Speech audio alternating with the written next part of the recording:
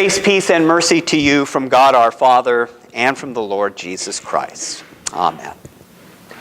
Well, in our reading today, Jesus tells his disciples another parable about the kingdom of heaven. Jesus tells them that in the kingdom, Christ gives abundantly and freely, without cost, and above and way beyond all we need, both now and in the age to come. Now, the master of the house, that is the owner, he has a vineyard. And there is some cultivating or pruning or maybe some harvesting that needs to be done, and so he needed to hire some workers. So he goes out to the marketplace, probably a street corner, where the laborers are hanging out. And he goes out early, I would say probably at 6 a.m., and he finds the workers there already. So the workers bargain it out, and they agree to work for the day's prevailing wage, which is a denarius. They come to the vineyard, and they get busy. They get to work. The early bird gets the worm, as the old expression goes, right? I'm not sure, but in fact, there's so much work to go around, the master goes out again. He goes out at 9, he goes out at noon, he goes out again at 3 o'clock, and he hires even more workers. He even goes out an hour before quitting time and hires some more workers. The whistle blows, and the day is done. Payday is here.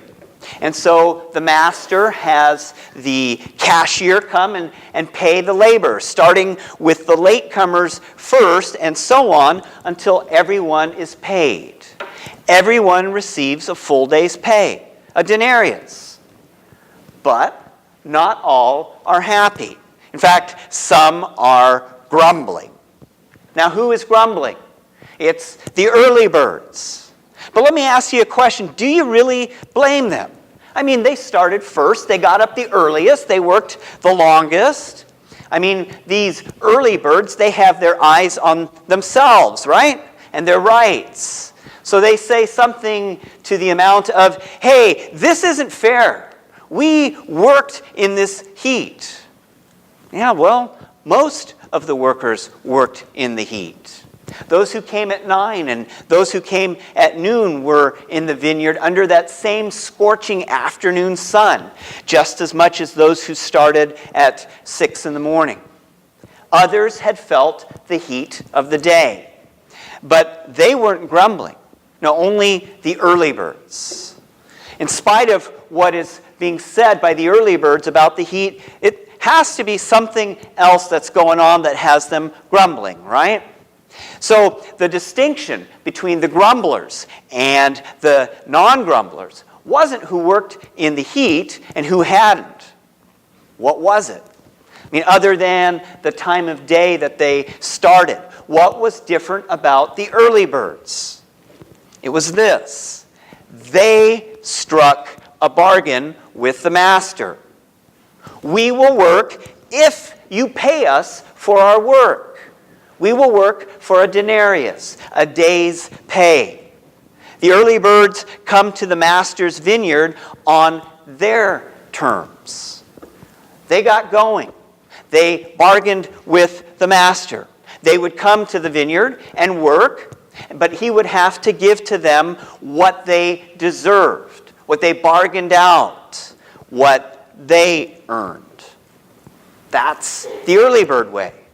And, for those of us living in America, it's kind of the American way, right? It's you work for something and then you earn it. You work hard. You want to be better. You want to get what you deserve. A full prevailing wage. Indeed, they had worked to earn their wage, or at least so they thought. Now, the master, on the other hand, he knew better. Listen to his words. He says, I chose to give to this last worker as I gave to you. Notice, he didn't say, as I pay to you, but as I give to you. See, the master knew that even in calling them into his vineyard early that morning was a gift. I mean, he didn't have to employ any of them, did he? But the early birds weren't about receiving a gift. See, they were determined to make it on their own. For them, it was a matter of pride. I mean, they were independent. They were self-made, self-starters, self-absorbed, self-righteous. So they rally together. They go to the boss and they continue, but this isn't fair. We've worked longer and harder than all those guys. We did more. We deserve more. And then the master replies, I have paid you what I owe you. I have given you basically exactly what you deserve. Now take your pay and get out of here. And he sent them away with what they had earned. The master told them to take their wage and go. Go away. Their relationship with the master, as they knew it, was now over. They were instructed, leave the vineyard. Leave the kingdom of heaven. See, the early birds, they got the worm all right. Think about it. He's saying to them, go away and die in the grave, in the darkness where the worm does not die and the fire is never quenched. They would not receive the master's gift because they relied on their own work and their own effort. They did not rely on his promise, but they relied on the bargain they struck. So they relied on themselves, and so they received exactly what they deserved, which was so much less than what they could have received, that could have been theirs. They wanted to be paid for their work instead of receiving a gift of the master's choosing, in trusting the master's word. Now, notice how the other workers entered the vineyard. Yes, the master went out. He sought them. He found them, just as he did with the early birds. But unlike the early birds, there was no bargaining. There was no deal made with the master. He simply said, I will give you what is just and fair. And so they trusted him, and they entered his vineyard. And the latecomers, they receive a full day's pay, as does everyone. See, he promised to give to them what was fair, that is, what is just and right. He certainly did that, and it was certainly more than they deserved. See, they hadn't earned it. It was a gift from him. It was a gracious gift from him. My friends, our Lord gives to us generously and graciously as well. Think about it. We pray, give us this day our daily bread. Not pay us this day our daily bread. Or, as we know from the Catechism, He richly and daily provides me with all that I need to support this body and life. And as Scripture tells us, it is God who even gives us the ability to produce wealth, to earn a living. It is God who created us and gave us the breath of life, gave us health and skill and ability. So, a few questions to help us to ponder what the Lord is teaching us here through this parable. Are you a better Christian than I? Or am I a better Christian than you? I mean, after all, I'm wearing the fancy robes. I'm in the pulpit. Am I better? Is it fair that a person who comes to faith on his or her deathbed receives the same reward as that of a lifelong Christian? Was it fair that the thief on the cross received the same reward as, say, Mother Teresa? And maybe the most important question I want to leave you with today, we talked about this during the Bible study, is justice and fairness the same thing? See, I think the answer to this question is the key to understanding what Jesus is teaching here in this parable. Make no mistake, our God is just. He is the God of just righteousness. He is the God of justice. The God who has said that vengeance is to be left to Him and to Him alone. So, is justice and fairness the same thing? The answer is a resounding No.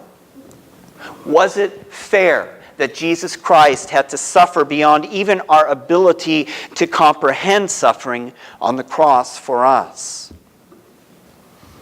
in order to redeem us? And yet, think about it, it was just for him to do so.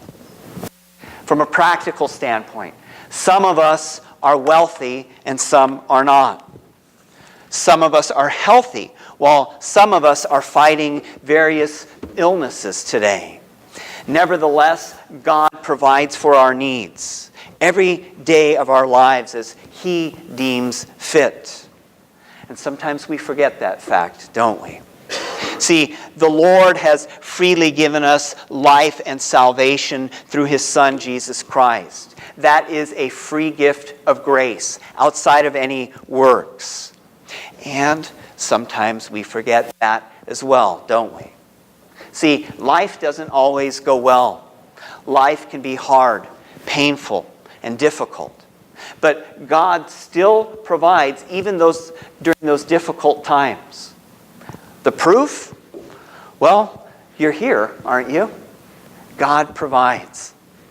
On the other hand, I think even the greater danger is that when life is going exceptionally well and we start to think, I can do this or that, I can indulge a little in this. It's not that bad.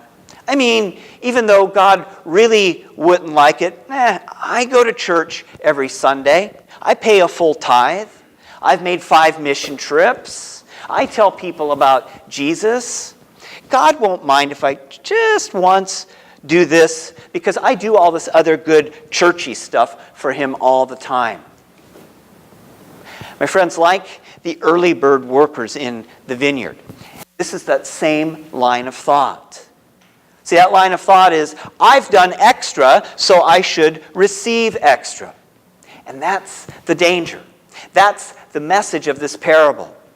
God will bless each one of us as he sees fit. God will give you grace to each one of us according to his measure.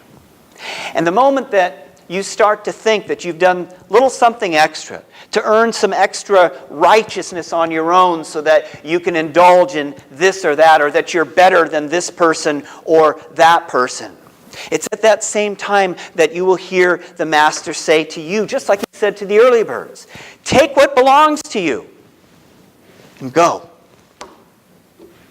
So, I, for one, am thankful that justice and fairness are not the same thing.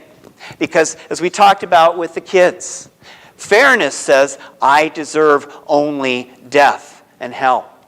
Because everything that I have done in my life is corrupted by sin. But justice says that for God so loved the world that he sent his only begotten Son to die in my place, to earn my salvation.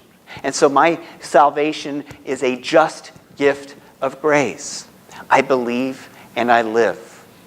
I don't see the fairness in it, but that's okay. I see the justice in it. And that justice, his name is Jesus Christ, Son of God. And where he is, there I shall be also. In Jesus' name, amen. We can